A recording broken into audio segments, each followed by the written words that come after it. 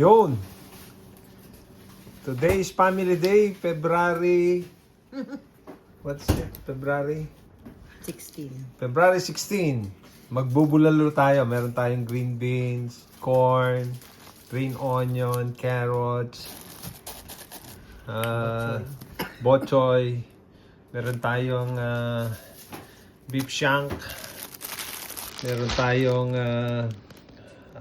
how do you call this, mommy? Napa cabbage and patatas.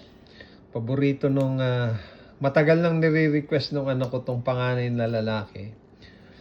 Pero hindi ko siya ginagawa kasi nga bawal kay Mary yung beef nung panahon na yon. Ngayon, both knee operated for knee replacement na siya. Okay na siyang kumain.